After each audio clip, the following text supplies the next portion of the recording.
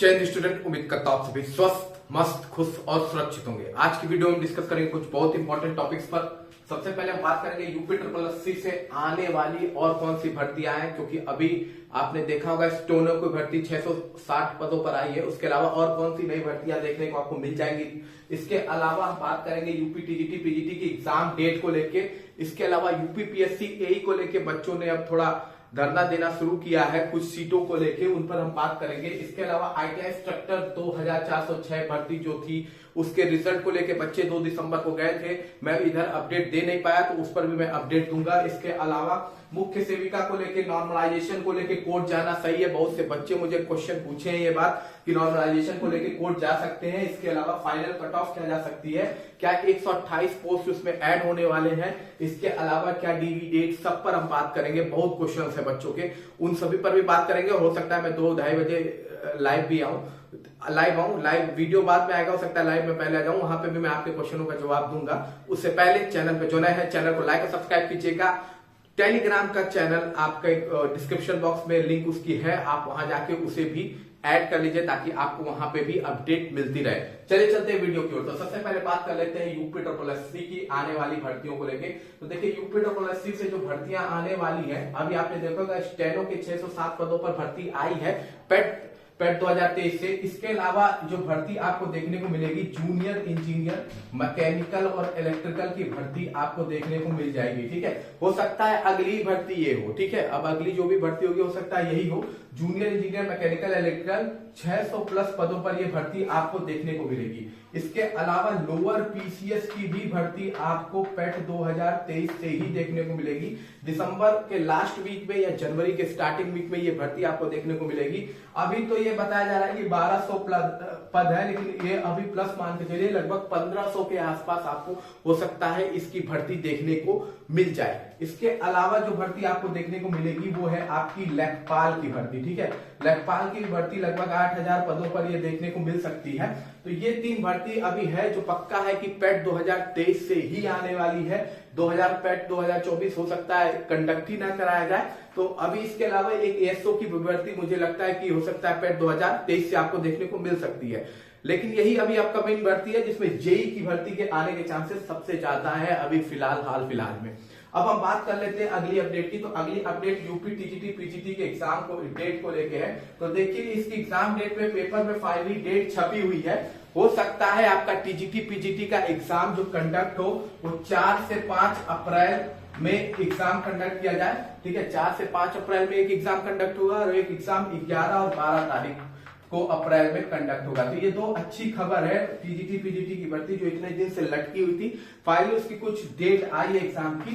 तो 4 से 5 अप्रैल को एक एग्जाम कंडक्ट कराया जाएगा और एक एग्जाम आपका 11 से 12 तारीख को। इसके अलावा बात कर लेते हैं यूपी पीएससी एई को लेके बच्चों की मांग है। देखिए अभी आपको हो सकता है दिसंबर माह में आयोग की तरफ से जो भर्ती देखने को मिलने वाली है इंजीनियरिंग में एई की भर्ती आपको देखने को मिलेगी। ठीक है, असिस्टेंट इंजीनियर की भर्ती हो सकता है आपको देखने को मिल जाए इसी महीने। ठीक है, यूपीपीएससी हो सकता है आपको ये दे। लगभग ये आप मान के चलिए 550 पदों पे ये भर्ती आने वाली है। ठीक है, लेकिन देखिए बच्चों ने ऑलरेडी बात करना शुरू कर दी है और इंफॉर्मेशन ये भी है कि अभी बहुत सारे डिपार्टमेंट को अगर ऐड कर दिया जाए तो बहुत सारी सीटें अभी खाली है। अगर ठीक ठाक से उन सीटों का अध्याचन आयोग को मिल जाता है तो लगभग 1000 प्लस पर ये भर्ती आ सकती है। 1000 प्लस से भी ऊपर जा सकती है भर्ती, क्योंकि एई की भर्ती 3 साल से हुई ही नहीं है और बहुत सारी जगह है, डिपार्टमेंट है जहां एई की जरूरत है और खाली है। बाद में यही होगा कि उसको फिर प्राइवेटाइजेशन की ओर मूव कर देंगे, कहेंगे कार्य अच्छी हो नहीं रही है।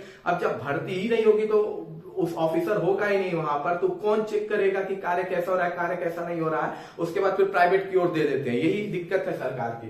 तो अभी इसी पर लोग बच्चे एप्लीकेशन लिखे हैं कि भाई एप्लीकेशन किसको लिख रहा है, बच्चों को, यूपी में बच्चों को, ऑफिसरों को जगाना पड़ जा रहा है, बताना पड़ जा रहा है कि भैया आपके डिपार्टमेंट में सीट खाली है, आप भेजिए अध्याचन। ठीक है, तो उम्मीद तो यही है, बच्चे यही उम्मीद कर रहे हैं कि हो सकता है 1000 प्लसों पर। फिलहाल 550 पद पर फिक्स है कि आपकी भर्ती आने वाली है, इसी मंथ आने वाली है। इसके बाद हो सकता है आगे सीट बढ़ भी सकती है।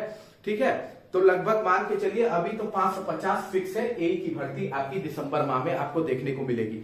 अब हम बात कर लेते हैं अगली अपडेट की। तो अगली इंपॉर्टेंट अपडेट आपकी है आईटीआई इंस्ट्रक्टर को लेके। देखिए उस दिन मैं लाइव गया था तो आईटीआई के बच्चों ने बहुत क्वेश्चन पूछा था इसको लेके, ठीक है। वीडियो अच्छा लगे तो जरूर लाइक जरूर कर लीजिएगा, लाइक आप लोग करने में बड़ा कंजूसी करते हैं, ठीक है। आईटीआई इंस्ट्रक्टर की जो भर्ती है उसको लेके जो अपडेट मिली है, अपडेट यही है कि 2 तारीख को बच्चे पहुंचे थे, 2 दिसंबर को आयोग, जिसमें से 5 बच्चों को के ग्रुप को या एक ग्रुप बना के बच्चों को अंदर बुलाया भी गया था, बात भी की गई थी। और जो अभी ये कहा जा रहा था कि दिसंबर में आपका रिजल्ट आएगा, उसकी उम्मीदें अभी नहीं है, ठीक है। जो जिन ऑफिसरों से बात हुई है उन ऑफिसरों ने क्लियर कट कहा है कि कुंभ से पहले आपका रिजल्ट डिक्लेयर कर दिया जाएगा। कुंभ कब है? फरवरी में है, तो पहले फरवरी में, फरवरी दोनों, जनवरी से फरवरी में है, जनवरी से फरवरी में, ठीक है। जनवरी और फरवरी दोनों है, तो उम्मीद यही की जा रही है कि आपका जो भर्ती रिजल्ट है जनवरी में देखने को मिलेगा, ये तो कहा गया है अभी, ठीक है। आयोग में जो चीजें कही जाती है वो एक्चुअली में होती है कि नहीं, उसके बड़े कम चांसेस होते हैं।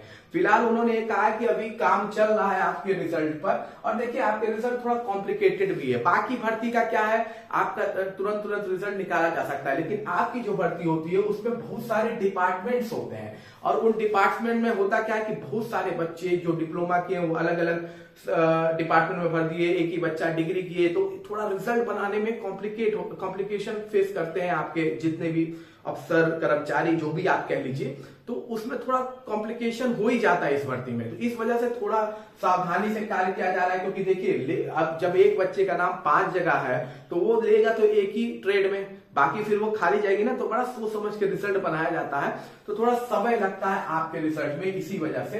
तो अभी जो अपडेट यही है कि जनवरी तक आपको आपका रिजल्ट देखने को मिल सकता है। ये भी अभी फाइनल नहीं है, क्योंकि हम एकदम से सुस्त नहीं हो सकते हैं, बीच बीच में हमें जाकर आयोग में मिलते रहना ही होगा, ताकि आयोग के रिमाइंड होता रहे कि भैया आईटीआई इंस्ट्रक्टर एक भर्ती है जो इतनी दिन से लगी है, जिसका रिजल्ट निकालना है और रिजल्ट आना चाहिए, ठीक है। बहुत बच्चों ने मेहनत की है और बहुत इंतजार भी किया है। आईटीआई इंस्ट्रक्टर 2016 से बच्चे भरे ही नहीं गए अभी तक, 15 से नहीं भरे गए, 15-16 का तो अलग ही पेंडिंग है। और उसके बाद आईटीआई इंस्ट्रक्टर 2016 वाले भी क्वेश्चन पूछ रहे थे कि 2016 वालों का मैं बता दूं, जनवरी से पहले आप लोग उम्मीद मत कीजिए कि आपका कोई इंटरव्यू शेड्यूल होने वाला है। 15 वालों का शेड्यूल हो सकता है दिसंबर में हो, 1-2 ट्रेड का और देखने को मिले, लेकिन 16 वालों का भी जनवरी से पहले बिल्कुल भी उम्मीद मत कीजिएगा कि आपका आपको इंटरव्यू शेड्यूल होते हुए दिखेगा, ठीक है। अब हम बात कर लेते हैं अगली अपडेट की। तो अगली अपडेट मुख्य सेविका को लेके है। तो मुख्य सेविका को लेके बच्चों ने बड़े क्वेश्चन पूछे हैं, और सबसे पहला इंपॉर्टेंट क्वेश्चन जो है यही है कि नॉर्मलाइजेशन को लेके कोर्ट जाना सही है कि नहीं, ठीक है। अब बहुत से बच्चे कह रहे हैं कि नॉर्मलाइजेशन की वजह से बाहर हुए, नो डाउट है, बिल्कुल नॉर्मलाइजेशन की वजह से बहुत बच्चे बाहर हुए जो ऑलरेडी स्कोर करके इन थे, मेहनत करके अच्छा नंबर भी पाए थे, तब भी बाहर हो गए। वो अलग बात है कि कमेंट में बहुत से बच्चों ने बहुत बड़े बड़े नंबर के नॉर्मलाइजेशन बताए हैं। मुझे इतनी उम्मीद नहीं है कि नॉर्मलाइजेशन उतने नंबर का हुआ है, ठीक है। फिर भी बहुत से बच्चे अब कह रहे हैं हम कोर्ट जाना चाहते हैं, क्या जाना है। तो देखिए नॉर्मलाइजेशन को लेके आप अगर कोर्ट जाते हैं तो देखिए आप सबसे पहले आंख बंद करके कहीं पहुंच नहीं जाया जाता है। मैं जहां तक जानता हूं आंख बंद करके आप कहीं भी नहीं पहुंच जाएंगे, और जाके करके भर्ती बस लटकेगी, जीतने के चांसेस होंगे कि नहीं होंगे, इन सब पर सोच समझ के हमें जाना चाहिए, ठीक है। देखिए नॉर्मलाइजेशन को लेके अगर आप कोर्ट में जाते हैं तो आयोग ने भर्ती में पहले ही मेंशन किया हुआ है नॉर्मलाइजेशन होगा, ठीक है। आयोग ने भर्ती में पहले ही मेंशन किया हुआ है नॉर्मलाइजेशन होगा। आपका कहना यह है कि पीसीएस में सर हटा था, तो पीसीएस में हटा था तो पीसीएस की भर्ती उठा के देखिए वहां कहीं नॉर्मलाइजेशन मेंशन नहीं था। वो तो बाद में जब रूल और रेगुलेशन इन्होंने चेंज किया जुलाई अगस्त में, तब उन्होंने पीसीएस के एग्जामिनेशन को नॉर्मलाइजेशन में एंटर कराया, जबकि उस रूल और रेगुलेशन में भी पीसीएस को छूट दी गई हुई थी। लेकिन चूंकि सेंटर नहीं मिल रहे थे, इस वजह से पीसीएस को 2 शिफ्ट में कराने की बात होना शुरू हो गया, जिसकी वजह से नॉर्मलाइजेशन की बात होने लगी। तो वहां बच्चे सही थे अपनी जगह पे कि वहां नॉर्मलाइजेशन नहीं मेंशन था, और आयोग ने नॉर्मलाइजेशन नई जब बनाई ना, नया जब उन्होंने रूल रेगुलेशन बनाया, तो उसमें भी उन्होंने पीसीएस को छूट दी हुई थी। तो ये वैलिड रीजन की वजह से, और अगर इसको लेके वो कोर्ट भी चले जाते ना तो वो जीत जाते। कोर्ट का जो जजमेंट आया है वो जजमेंट के हिसाब से भी आप एक तरह से पीसीएस की भर्ती आपकी आई थी जनवरी टाइम में नोटिफिकेशन, और आप नियमावली चेंज कर देंगे अगस्त में, तो ये जो जजमेंट आया था वो बिल्कुल लागू हो जाता था, इसलिए पीसीएस के बच्चे जीत गए। लेकिन आपकी भर्ती में नॉर्मलाइजेशन भर्ती में मेंशन है, आप जब भर्ती पढ़ेंगे तो वहां लिखा हुआ है कि नॉर्मलाइजेशन होगा। ठीक है, पहला वैलिड रीजन ये है। ठीक है, दूसरा है कि नॉर्मलाइजेशन का केस करने से पहले आप सभी लोग आरटीआई करिए। पहले आरटीआई करके पहले पता कीजिए कि आप लोग के कितने मार्क्स हैं। ठीक है, कितने मार्क्स हैं, वहां जाके सर 8 नंबर का नॉर्मलाइजेशन हुआ है, 6 नंबर का हुआ है, 10 नंबर का हुआ है, तो ये अंदाजा मारना वो नहीं है कि किसी ने कमेंट कर दिया कि हमारा 10 नंबर 62 था या 64 था तो नहीं हुआ है। ठीक है, तो इन कमेंट्स पर मत जाके, कमेंट में जाके, कोर्ट जब होगा ना, कोर्ट आपसे डेटा मांगेगा, कोर्ट आपसे डेटा मांगेगा, कोर्ट आपसे सबूत मांगेगा। वो सबूत में वो कमेंट वैलिड कमेंट नहीं होता है या अंदाजा नहीं आपका सबूत मान लिया जाएगा। इसलिए जब आप जा ही रहे हैं तो पहले अपनी तरफ से पूरी तैयारी कीजिए, आरटीआई करिए, आरटीआई में अपना स्कोर पता कीजिए, नॉर्मलाइज स्कोर क्या है, कितना हुआ है, खुद ही पता चल जाएगा आपको। जो भी 8, 9, 7, 8 ये एक्यूरेसी वो एक्यूरेसी सब वहां पे क्लियर हो जाएगा। तो सबसे पहले जाने से पहले सब लोग अपना पहले आरटीआई करो, नंबर देखो कि वाकई में है, क्योंकि अभी आप लोग को पता चलता है ना, ये जो नॉर्मलाइजेशन में बहुत लोग कैलकुलेशन ही नहीं कर पाते हैं। ठीक है, उधर 4 नंबर बढ़ा था, इधर 3 नंबर बढ़ा था। ठीक है, फिर नॉर्मलाइजेशन में अलग नंबर बढ़ा था, तो आप लोग कैलकुलेट नहीं कर पा रहे होंगे वो 4 नंबर किसका कितना बढ़ा था, 4 बढ़ा था, 3 बढ़ा था। ये चीजें जो है आप जब तक आरटीआई नहीं करेंगे तो क्लियर नहीं होगी। आरटीआई कीजिए, अगर वाकई 5, 6 नंबर या 4 नंबर का आपको नॉर्मलाइजेशन लगता है, वाकई लगता है नहीं अब आप सही हैं, तो एक सबूत आपके पास होगा ना, एक सबूत होगा। बिना सबूत के आप चले जाएंगे वहां पर क्वेश्चन में कर देंगे, ये भी फंस जाएगा, भर्ती लटक जाएगी। भर्ती लटकने से बाकी जिनका डीबी है में सेलेक्ट हुए वो भी हो जाएगा। आने वाले बच्चे जो मुख्य सेविका बनना चाहते हैं उनकी भी भर्ती अटक जाएगी। और उसके बाद आपका भी जब प्रॉपर सबूत रहेगा नहीं तो केस तो खींचेगा लंबा और लास्ट में आप हार जाएंगे। तो जब भी कहीं जाइए तो एक प्रॉपर सबूत के साथ जाइए। तो सबसे पहले आप आरटीआई कीजिए, आरटीआई पे अपना स्कोर पता कीजिए, स्कोर को देखिए, उस हिसाब से फिर आप लोग डिसीजन लीजिए जो आपको करना है। आप फ्री हैं इसके लिए आपको किसी की सजेशन की जरूरत नहीं है, क्योंकि आप उस एज में हैं जहां पे आप डिसीजन ले सकते हैं। ठीक है, मैं इस पर कुछ नहीं कहूंगा, बाकी आपको क्यों जाना चाहिए, क्या जाना चाहिए पर मैं बात ही नहीं करूंगा, क्योंकि नॉर्मलाइजेशन एक ऐसी प्रतिक्रिया है जो ऑलरेडी एसएससी और उसमें होती है और इससे ज्यादा नंबर की होती है। ठीक है, तो ये सब चीजें ऑलरेडी आप जब जाएंगे कुछ जजमेंट भी पढ़ लीजिए। अगर नॉर्मलाइजेशन को लेके अगर केसेस हैं तो पहले उन केसेस को पढ़ लिया जाता है कि हाँ कोर्ट में अगर ऐसे केसेस गए थे तो क्या उसका वो आया था, रिजल्ट आया था, ऑप्शन आया था। ठीक है, अपनी तैयारी कीजिए, पहले तैयारी रहती है तब कुछ होता है। ठीक है, उसके बाद आप खुद ही तय कर लेंगे कि जाना है कि नहीं जाना है। ठीक है, जब आप ये सब कर लेंगे, ठीक है, सब पता चल जाएगा तो फिर पता चल जाएगा कि जाना है कि नहीं जाना है। और अगर मान लीजिए आप चले भी गए, जीत भी गए, तो उससे ज्यादातर उन लोगों को फायदा होगा जो 1-1.5 नंबर से इन और आउट हो रहे होंगे, 1-1.5 नंबर से फाइनल में इन आउट हो रहे। डीबी में सेलेक्ट होने के लिए तो उस बच्चे सबका डीबी थोड़ी ना, डीबी वाले सारे बच्चों का थोड़ी ना फाइनल हो जाएगा। फाइनल में जो 1-2 नंबर या पॉइंट से अप डाउन होंगे वही अप डाउन होंगे, अदरवाइज